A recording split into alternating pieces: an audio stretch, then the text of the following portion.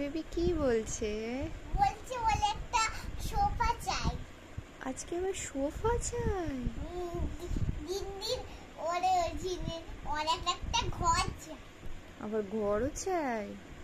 দিন দিন আগে জিনিসগুলো বানানো হোক, তারপরে তো ঘর হবে। আচ্ছা ঠিক আছে, আজকে সোফাটাই দেখি বানানো যায় কি, তাই না? ঠিক আছে, বানিয়ে দাও তাহলে। চলো বানাই। চলো বানাই। দেখো, পুতুলের সোফা বানানোর জন্য প্রথমে আমি এরকম একটা চৌকো বক্স আর এটা পিছনটা বানানোর জন্য গোল করে কেটে নিয়েছি আর একটা চৌকো কাগজ কেটে নিয়েছি।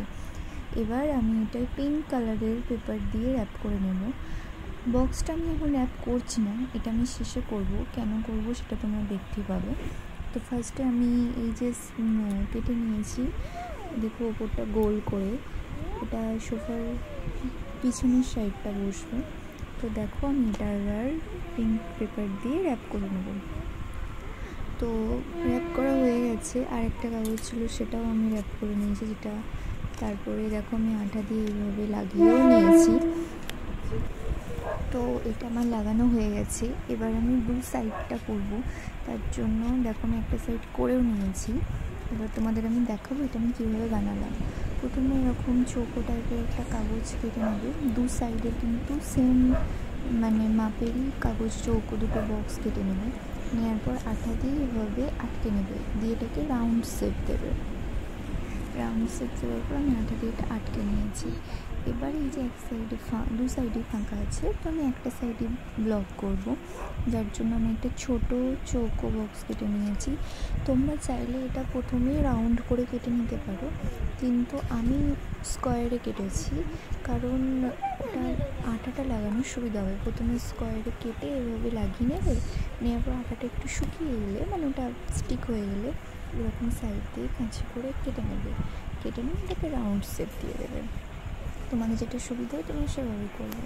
করে দেখো সেম পজিশানে এটাও আরেকটা হয়ে গেছে।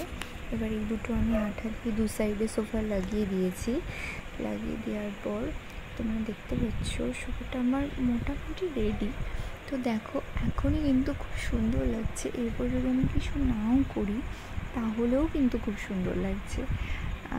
তো এটুকুতে শেষ করলে তো হবে না, আমার ওই যে নিচের সাইডটা বাকি আছে, সেই সাইডটাও দেখো আমি এবার দেখতে পাচ্ছ পিঙ্ক পেপার দিয়ে পিছনটা বাকি যেগুলো ছিল সেগুলো র্যাপ করে নিয়েছি। তো পুরোটা আমার পেপার দিয়ে কভার হয়ে গেছে।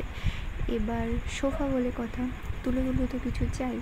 তো আমি সোয়েটার ছিল পুরোনো, যেটা আমি কেটে দেখো এভাবে মুড়িয়ে নিয়েছি পুরোটা। নরম নরম সোফা তো নরমই হয়, তো নরম চাই। তোমরা কিন্তু এটা র্যাপ না করে যেভাবে ছিল সেভাবেও রাখতে পারো, তাহলেও কিন্তু খুব সুন্দর লাগছিলো। দিয়ে আমি ছোট্ট ছোট্ট দুটো কুশন বানিয়ে নিয়েছি। দেখো আমার সোফা রেডি, কত সুন্দর লাগছে না, তাই না? তো চলো এবার পুতুলের সোফা পুতুলকে দেওয়া যাক। তো চলো দেখো তো তোমার সোফাটা মামামের পছন্দ হয় কি? হ্যাঁ মামা, আমার তো খুব পছন্দ হয়েছে। আমার তো এটা খুবই পছন্দ হয়েছে, কি সুন্দর তুলো তুলো পাড়া। আমি একটু বসে দেখি। ঠিক আছে, তোকে বসে দিচ্ছি। এই দেখো বসে। তোমার ছোপাতে বসে ভালো লাগছে? হ্যাঁ আমার তো খুবই ভালো লাগছে, ছোপাটা খুব সুন্দর হয়েছে। ঠিক আছে সোনা, তুমি ঘরের দিকে আর দেখো, তুমি এখানে শুতেও পারবে। এই দেখো এরকম করে, এই যে পা তুলে না এখানটায় এরকম জড়িয়ে ধরে শুতেও পারবে।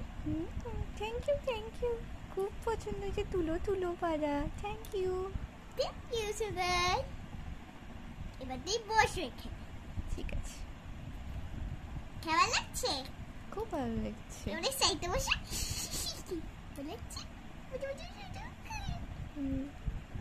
Thank you